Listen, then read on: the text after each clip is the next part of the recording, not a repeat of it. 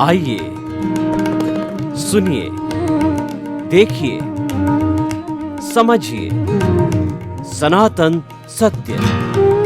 जैसी दृष्टि वैसी सृष्टि, दृष्टि विज्ञान। कुदरत, कुदरती रचना एवं कुदरत के कानून से शाश्वत सुख की प्राप्ति। जोधपुर के परम पूज्य महात्मा उपासक प्रोफेसर डॉक्टर सोहन राज तातेड़ के निर्देशन में सनातन सत्य। जैसी दृष्टि वैसी सृष्टि, दृष्टि विज्ञान।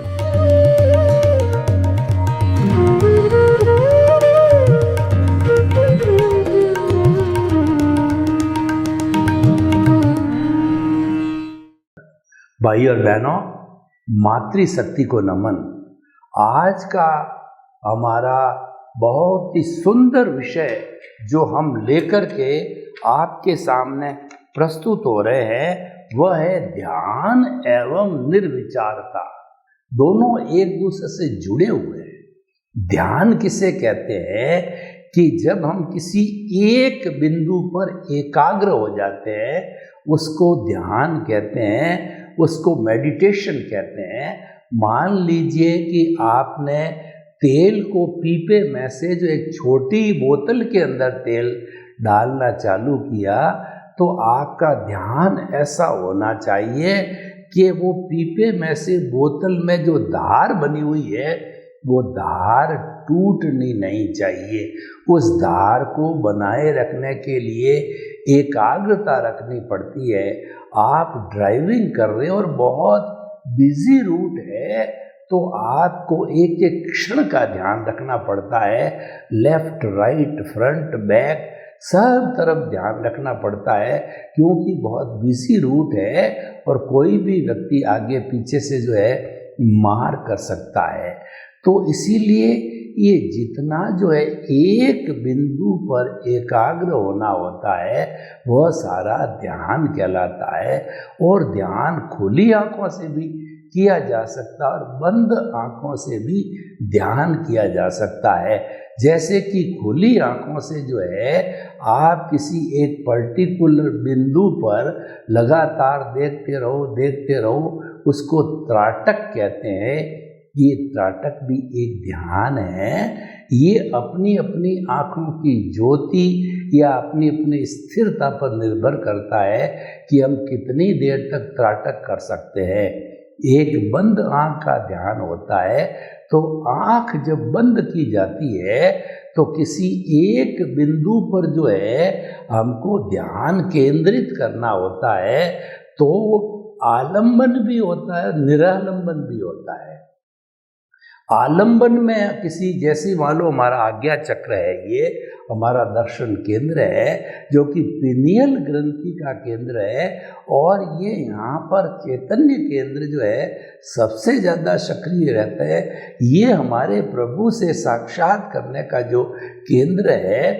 इस बिंदु पर हमने जो है मान लो एकाग्रता की तो इस स्थान पर हमारे इष्ट का, हमारे भगवान का, अरियंत का या जो भी जिसमें हमारा विश्वास हो उसका फोटो बना करके और हम वहीं कंसंट्रेशन करने लग गए।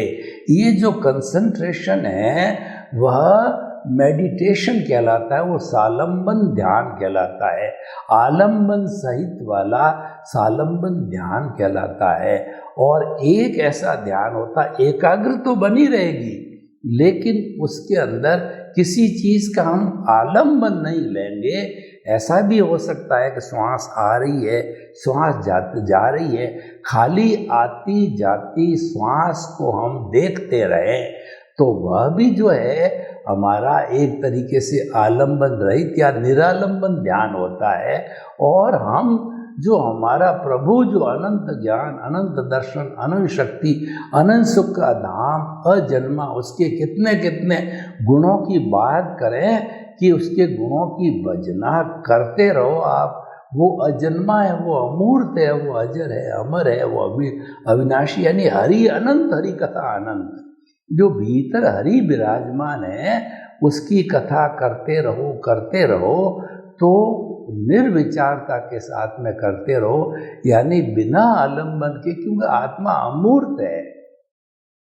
तो उस आत्मा का, हम अमूर्त आत्मा का ध्यान करते रहें, वो निरालंबन ध्यान कहलाता है। तो इसीलिए एक तो हो गया हमारा सालंबन ध्यान, दूसरा निरालंबन ध्यान। जो बिना आधार के आलंबन से किया जाता है वो निरालंबन ध्यान होता है, उसको निर्विचारता भी कहते हैं।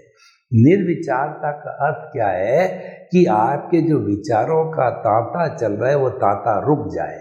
देखिए, जब कभी हम ध्यान में बैठे हैं तो प्राय लोग जो है यह कहा करते हैं कि मैं वैसे बैठा रहता हूँ चुपचाप, तो मेरा ध्यान कहीं इधर उधर जाता नहीं है। और जो ही मेडिटेशन का पोस्चर लिया, आंख बंद की, तो मेरे जो है वो विचारों का तांता इतना लंबा लग जाता है कि उससे हैरान होकर के मुझे आंख खोलनी पड़ती, यानी कि ध्यान में हमारा मन नहीं लगता है। ऐसे लोगों से मैं बार बार निवेदन करता रहा हूँ कि आप जो है विचारों को पकड़ो मत। जो मन है, जो विचार है, वो एक चंचल बंदर की तरह है। मन लोभी मन लालची और मन चंचल मन और, मन के मते न चालिए पलक पलक मन और।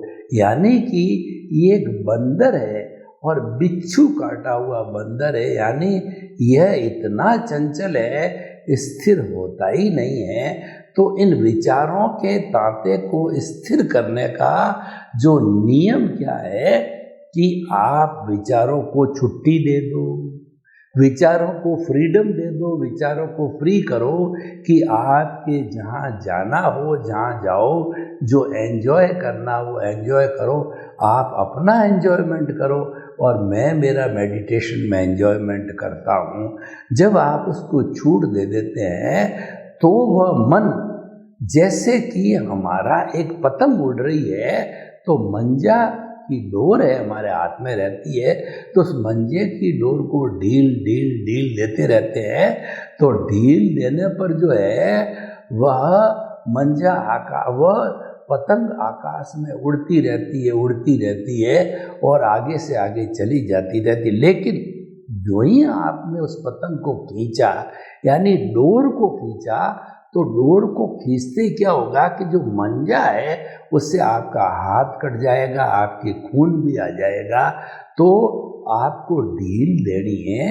ये इसी तरीके से जो है हमको विचारों को कंट्रोल करने के लिए, विचारों को ढील दे दोगे तो विचार थोड़े समय भी आपके खूंटे आकर के बंध जाएंगे, यानी वो कहीं भी इधर उधर नहीं जाएंगे, क्योंकि आपने उसको फ्रीडम दे दी है।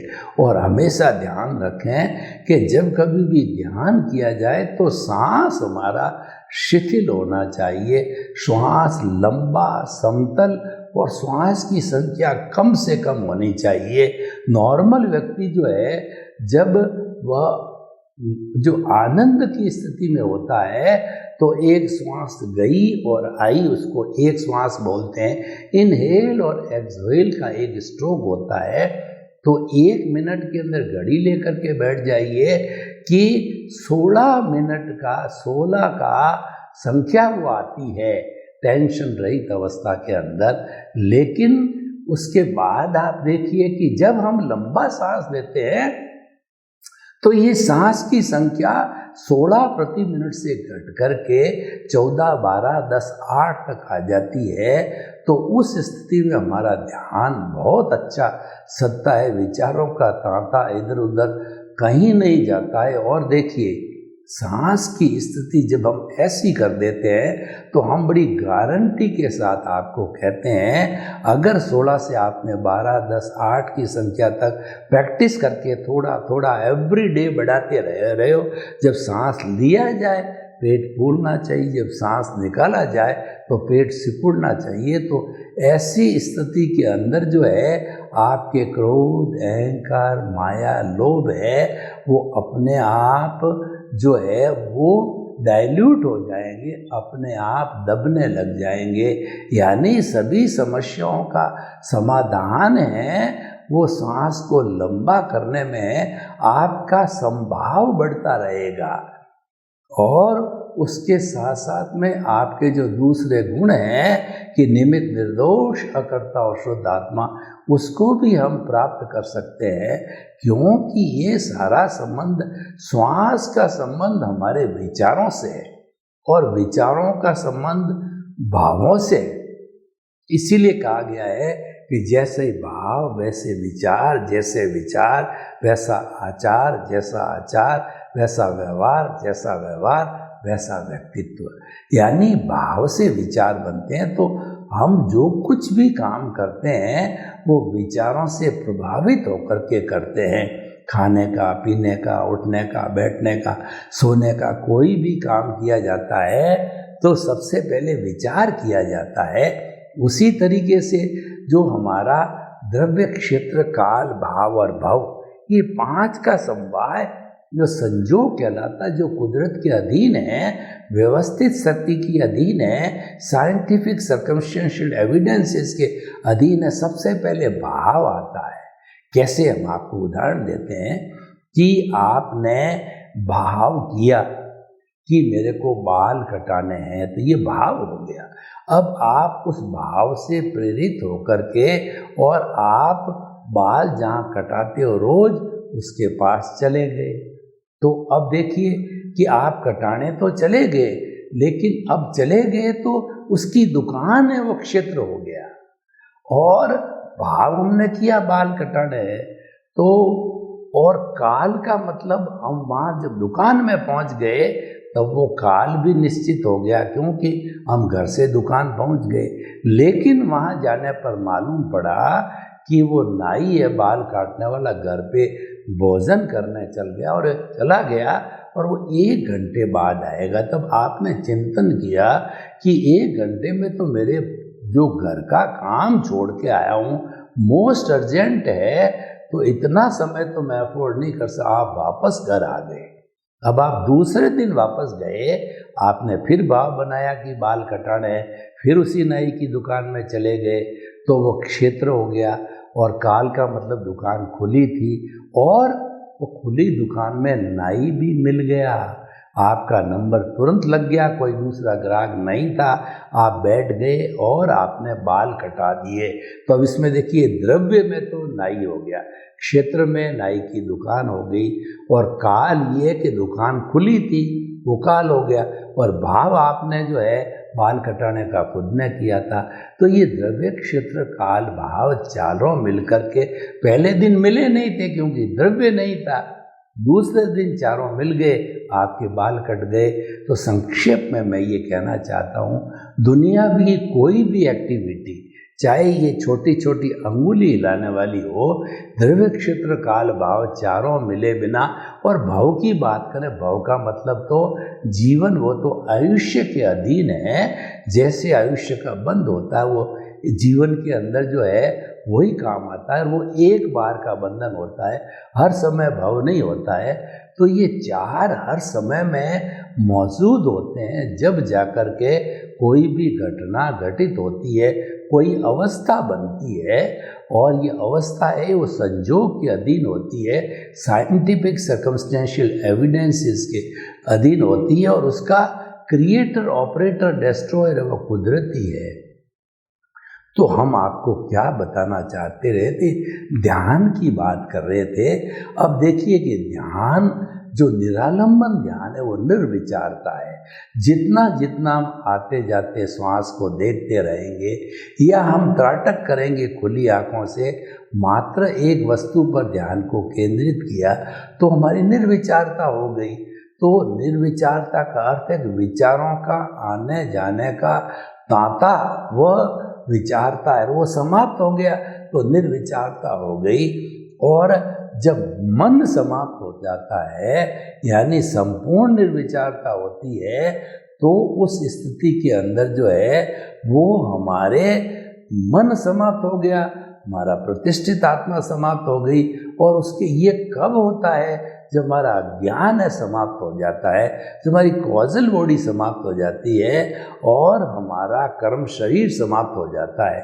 यानी ये जो साथ में हमारे जो अज्ञान रूपी अशुद्धि जुड़ी हुई थी वह समाप्त हो जाती है, तो वह निर्विचारता की स्थिति सबसे सुप्रीम है। इसको समाधि की अवस्था कहा जाता है।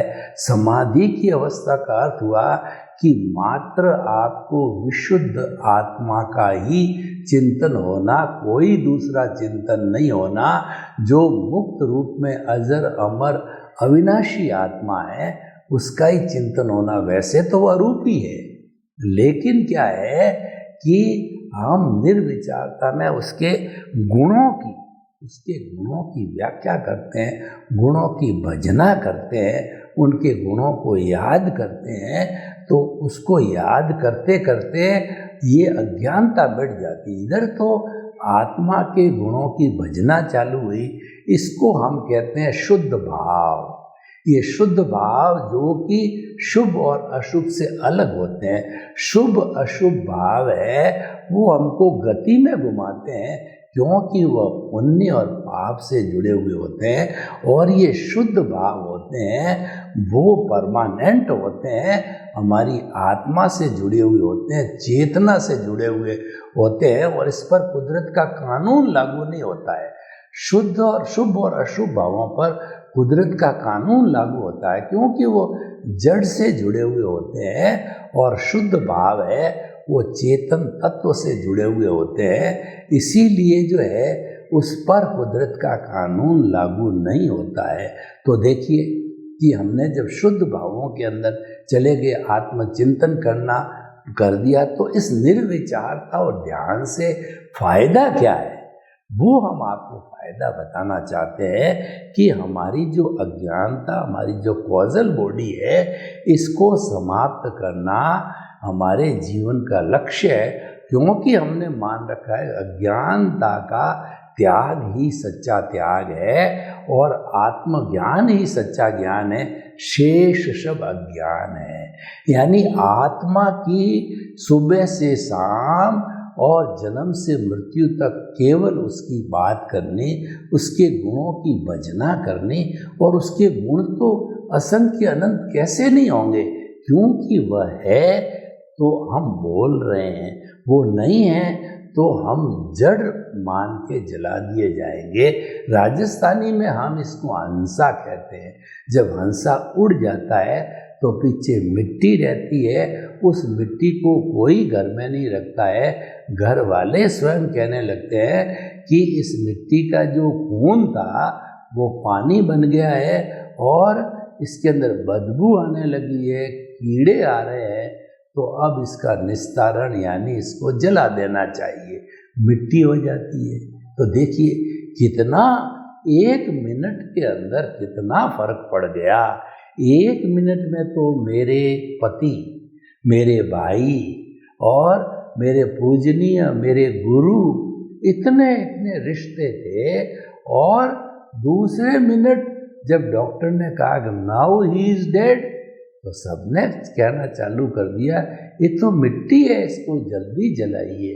देखिए इसका मतलब आप खुद समझिए कि जो मोल है इस शरीर के भीतर विराजमान प्रभु आत्मा चेतना का मोल है, उसकी भजना करनी चाहिए, उसको एक क्षण भी नहीं भूलना चाहिए। और उसके प्रति हमारा जितना रुझान होगा, यानी मन वचन काया कुदरती रचना से मुक्त, ऐसा मैं शुद्ध आत्मा हूँ। जब ये आपके आर्ट ऑफ विजन के अंदर ये केंद्र में बात जम जाती है, तो फिर इसका अर्थ हुआ कि आपका सम्यक ज्ञान, सम्यक दर्शन चालू हो गया, आपका art of the vision function करने लग गया, और वो सम्यक ज्ञान, सम्यक दर्शन की ग्रोथ होते होते उसका डेवलपमेंट इतना होता है कि कुछ ही भवों में आपको मुक्ति मिल जाती। क्योंकि ये जो सम्यक ज्ञान, सम्यक दर्शन कब मिलता है? सम्यक ज्ञान सम्यक दर्शन जो है हमारे को निमित्त भाव से मिलता है, अकर्ता भाव से मिलता है। ये नो ऑनरशिप नो डूअरशिप जो कि मोहनीय कर्म से जुड़ा हुआ है। जब मोहनीय कर्म की दर्शन मोहनीय की अवस्था समाप्त होती है तब हमारा मोहनीय कर्म जो है वो क्षय होने लग जाता है। तो उसके क्षय होने के कारण जो है वो हमें सम्यक ज्ञान सम्यक दर्शन मिलता है, क्योंकि हमने जब ये चिंतन चालू किया कि मैं तो जो निमित्त मात्र हूँ, तो उसके साथ में निमित्त जो ही हमने इसकी व्याख्या और वैसा बनना चालू किया तो क्या हुआ कि हमारे मन में चिंतन आना चालू होगा कि ये मन वचन काया रूपी शरीर है, पिछले जन्म के कर्म के भुगतान के लिए है, ये मैं नहीं हूँ, न तो ये मेरा है न मैं इसका संचालक हूँ, क्योंकि मैं तो करता हूँ ही नहीं, तो संचालन कौन करेगा। कर्ता बनने से जिम्मेवारी लेता है, और आप जिम्मेवारी से हट गए तो कुदरत ने तो जिम्मेवारी ले रखी है। कुदरत तो क्लियर कहती है कि जितने भी 84 लाख जीवा योनियों की असंख्य अनंत आत्मा हैं, उन सब का भरण पोषण, उन सब का भुगतान जो कर्मों का हिसाब को चुकता करने के लिए, यानी उदय प्रारब्ध के लिए जो संयोग द्रव्य क्षेत्र काल भाव जुटाने होते हैं, वो सारी मेरी जिम्मेवारी है। मैंने किसी को दुनिया में कर्ता बनाया नहीं और कर्ता बनने की पावर ऑफ अटॉर्नी नहीं दी, और उसके साथ साथ के अंदर कर्ता जो है के लिए हमने कोई भी सिफारिश नहीं करी। तो आप ये चिंतन करिए, दुनिया का कोई भी आदमी जब करता नहीं है, वो तो निमित्त हो गया, निर्दोष हो गया, अकर्ता हो गया, और उसको शुद्ध आत्मा स्वरूप मानो, तो इसका मतलब रास्ता क्लियर हो गया। और जब क्लियर रास्ता होता है तब क्या होता है कि हमारा जो आत्मा का गुण, जो ज्ञान दर्शन का गुण है, कौन सा ज्ञान, सम्यक ज्ञान सम्यक दर्शन, क्योंकि मिथ्या ज्ञान मिथ्या दर्शन पीछे रह गया। हमारा आर्ट ऑफ विजन चालू होते ही हमारा दृष्टि विज्ञान चालू हो गया, हमारी रॉन्ग बिलीफ समाप्त हो गई, जो कि मिथ्या ज्ञान मिथ्या दर्शन था वो समाप्त हो गया। और आर्ट ऑफ द विजन में डेवलपमेंट करते करते करते आप अगर इस जन्म में आने वाले जन्म के अंदर जो है, क्योंकि नए कर्मों का बंधन रुक गया और पुराने जो संचित कर्म है वो डिस्चार्ज के रूप में बर्फ की शिला की तरह पिघलते रहेंगे, यानी कि हमारी जो प्रतिष्ठित आत्मा है वो घटती रहेगी, और एक समय आता है कि हमारी ये जागृति 100% तक चली जाती है, हमारा अनुभव जो 360 डिग्री तक चला जाता है, तो उस वक्त में केवल दर्शन होता है, और केवल दर्शन होते ही सारा पुरुषार्थ समाप्त, प्रतिष्ठित आत्मा समाप्त, मन समाप्त, कॉजल बॉडी समाप्त, सारे जितने जितने कारण थे सब समाप्त हो गए। और समाप्त होने के बाद के अंदर हमको अगले जन्म के अंदर वो कहना चाहिए कि हमें जो है वो परिणाम के रूप में, रिजल्ट के रूप में केवल ज्ञान मिलेगा।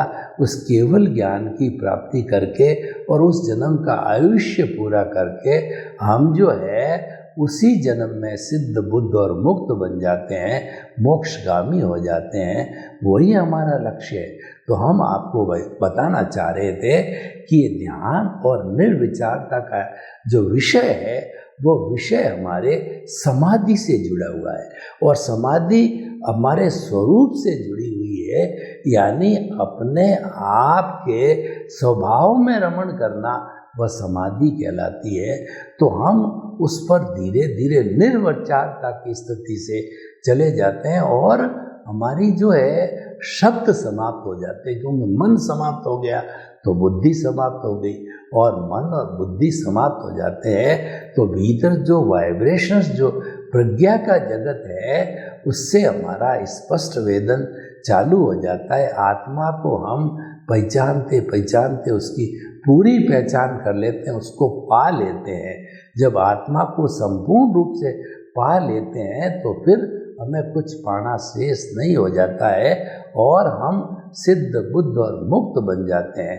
तो भाई और बहनों, हम आपको बताना चाहते हैं कि आप समाधि की अवस्था में जाना चाहते हैं, आप मुक्ति को प्राप्त करना चाहते हो, तो आप आदि व्याधि उपाधि से जो आगे समाधि को आइए। समाधि में जाने के लिए ध्यान को कीजिए, आलंबन ध्यान कीजिए, निरालंबन ध्यान कीजिए, जिसको निर्विचारता कहते हैं। हर समाधि की अवस्था में निर्विचारता आनी चाहिए और वो अभ्यास करते करते आ जाती है, क्योंकि मन समाप्त हो जाता है, प्रतिष्ठित आत्मा समाप्त हो जाती है और हम अपने गंतव्य को प्राप्त कर लेते हैं। सर्वे भवन्तु सुखिनः, सर्वे सन्तु निरामया। लोक के सब जीवों को सुख मिले, शांति मिले, आनंद मिले, प्रेम मिले, सौहार्द मिले और हम सभी जो है वसुधैव कुटुम्बकम की स्थापना करके पुनः भारत को धर्म गुरु देश बनावे। आपके प्रति मंगल।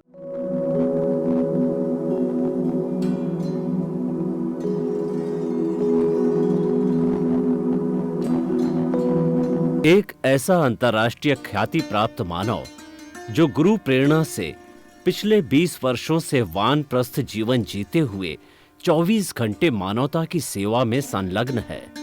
एक ऐसा मानव जो अभी राष्ट्रीय, अंतर्राष्ट्रीय टीवी चैनलों पर 7,500 एपिसोड के माध्यम से सनातन सत्य, आत्मविज्ञान एवं पुनरुत्थान, व्यवहार एवं निश्चय जगत के जीवनोपयोगी विषयों पर हृदय स्पर्शी प्रवचन कर चुका है। उस मानव का नाम है महात्मा उपासक प्रोफेसर डॉक्टर सोहन राज तातेड़। प्रोफेसर तातेड़ द्वारा योग, दर्शन, शिक्षा विषयों पर रचित पीएचडी स्तर के 250 शोध ग्रंथ भारत के 100 प्रतिष्ठित विश्वविद्यालयों में शोधार्थी पढ़ रहे हैं तथा वे सभी शोध ग्रंथ वहां की सेंट्रल लाइब्रेरियों में उपलब्ध हैं। महात्मा सोहन राज ने अभी तक हजारों स्कूलों, कॉलेजों, विश्वविद्यालयों एवं संस्थाओं में सेमिनार, वर्कशॉप, कैंप लगाकर लाखों विद्यार्थियों को योग, दर्शन, शिक्षा का प्रशिक्षण देकर उन्हें सुसंस्कारित किया। डॉक्टर तातेड़ ने भारतीय संस्कृति उत्थान के 4000 से अधिक समसामयिक विषयों पर आर्टिकल लिखकर ऑनलाइन जर्नल, पत्रिकाओं, वेबसाइट्स पर प्रकाशित किया, जिसका उपयोग लाखों पाठक कर रहे हैं।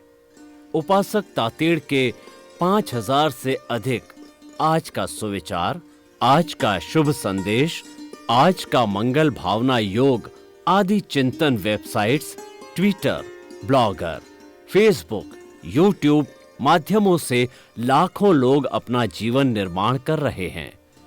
मानवता के मसीहा ऐसे महामानव महात्मा सोहन राज तातेड़ के प्रोफाइल को अभी तक विश्व के 20 लाख दर्शक यूट्यूब पर, 12 लाख गूगल पर एवं लाखों दर्शक फेसबुक, ब्लॉगर, ट्विटर और इंस्टाग्राम पर देख चुके हैं।